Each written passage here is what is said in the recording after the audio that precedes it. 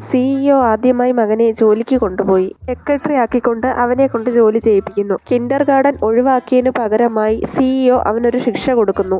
ഈ രേഖയുടെ 5 പകർപ്പുകൾ പ്രിന്റൗട്ട് അടിക്കാനായി സിഇഒ അവനെ ഏൽപ്പിക്കുന്നു. വലിയ ഹാള് കണ്ടപ്പോൾ തന്നെ അവൻ സ്തബ്ധനായി. പ്രിന്റർ എവിടെയാണ് ഇരിക്കുന്നതെന്ന് അവന് അറിയില്ലായിരുന്നു. അതിലും മോശമായിട്ടുള്ള കാര്യം, രേഖയുടെ ഒരു പകർപ്പ് നഷ്ടമായി. സിഇഒ ഇതറിഞ്ഞപ്പോൾ തന്നെ മകനെ പിരിച്ചുവിട്ടു. അതുകേട്ട കുട്ടി പെട്ടെന്ന് പൊട്ടിക്കരഞ്ഞു. സിഇഒ അവനെ ആശ്വസിപ്പിച്ചുകൊണ്ട് പറഞ്ഞു, മുതിർന്നവരുടെ ജോലി വളരെ പാടുള്ളതും കുട്ടികളുടെ ജോലി കിൻഡർ ഗാർഡനിൽ പോകുന്നതുമാണ്. ഒടുവിൽ ആൺകുട്ടിക്ക് അവന്റെ തെറ്റ് മനസ്സിലായി അവനെ സ്കൂളിലേക്ക് കൊണ്ടുപോകാൻ പിതാവിനോട് ആവശ്യപ്പെടുന്നു. പക്ഷേ സിഇഒ അത് നിരസിച്ചു. കാരണം അന്ന് മകന്റെ ജന്മദിനമായിരുന്നു. പകരമായി അടുത്ത ദിവസം മുതൽ കിൻഡർ ഗാർഡനിൽ പോകണമെന്ന് അയാൾ ആവശ്യപ്പെടുന്നു. അതിനുശേഷം അദ്ദേഹം മരിച്ചുപോയ ഭാര്യയുടെ ബ്രൂച്ച് മകന്റെ കോട്ടിൽ പിൻ ചെയ്തു കൊടുക്കുന്നു. ബ്രൂച്ച് കണ്ടയുടനെ തന്നെ മകൻ അമ്മയെ ഓർമ്മ വരുന്നു. തുടർന്ന് സിഇഒ മകനെ ജന്മദിന സമ്മാനം വാങ്ങാനായി കൊണ്ടുപോകുന്നു. എന്നാൽ ആ സമയം കുട്ടിയുടെ ബ്രൂച്ച് നഷ്ടപ്പെടുന്നു.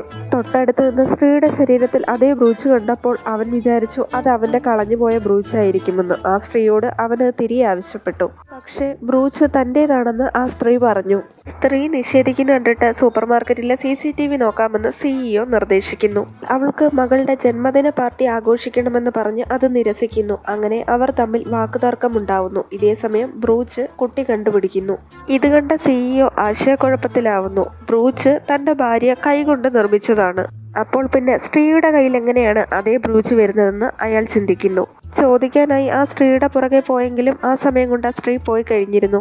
ഇനി ഒരിക്കലും ആ സ്ത്രീയുമായി കണ്ടുമുട്ടില്ലെന്ന് അയാൾ കരുതി. പക്ഷേ പിറ്റേ ദിവസം രാവിലെ മകളെ സ്കൂളിലേക്ക് പറഞ്ഞു വിട്ട ശേഷം മേക്കപ്പ് ഇടാൻ സമയമില്ലാത്ത പെൺകുട്ടി സമീപത്തൊന്നും ആരുമില്ല എന്ന് കണ്ടുകൊണ്ട് ആ സ്ത്രീ അടുത്തുണ്ടായിരുന്ന കാറിന്റെ ഗ്ലാസ് ഒരു കണ്ണാടിയായി ഉപയോഗിച്ചുകൊണ്ട് മേക്കപ്പ് ഇടാൻ ഒരുങ്ങുന്നു. പെൺകുട്ടി മേക്കപ്പ് ഇടുന്ന കണ്ടിട്ട് സിഇഒ പെട്ടെന്ന് തന്നെ കാറിന്റെ ഗ്ലാസ് മാറ്റുന്നു. അവൾക്ക് വല്ലാത്ത നാണക്കേട് തോന്നി. അവിടുന്ന് പോവാൻ ആഗ്രഹിക്കുന്ന സമയത്ത് തന്നെ ഷൂവിന്റെ ഹീൽസ് അവിടെ കുടുങ്ങി അവൾ താഴേക്ക് വീഴുന്നു. ബ്രൂച്ചിനെ കുറിച്ചുള്ള വിവരങ്ങൾ അയാൾ തിരക്കുമോ എന്ന് അവൾ വളരെ പേടിച്ചിരുന്നു. അയാൾ അവളോട് ആദ്യം തന്നെ ക്ഷമാപണം നടത്തിയിട്ട് അവളുടെ കോണ്ടാക്ട് നമ്പർ ചോദിക്കുന്നു. പക്ഷേ അവൾ അത് നിരസിച്ചു. പിന്നീട് സിഇഒ കാറിലെ ഒരു പോറൽ കാണിച്ചു കൊടുക്കുന്നു. പെട്ടെന്ന് തന്നെ പരിഭ്രാന്തയായ പെൺകുട്ടി സിഇഒ നഷ്ടപരിഹാരം ചോദിക്കുമോ എന്ന് കരുതി കോണ്ടാക്ട് നമ്പർ അയാൾക്ക് കൊടുക്കുന്നു. അതിനുശേഷം വളരെ വേഗത്തിൽ തന്നെ അവൾ അവിടെ നിന്ന് പോകുന്നു.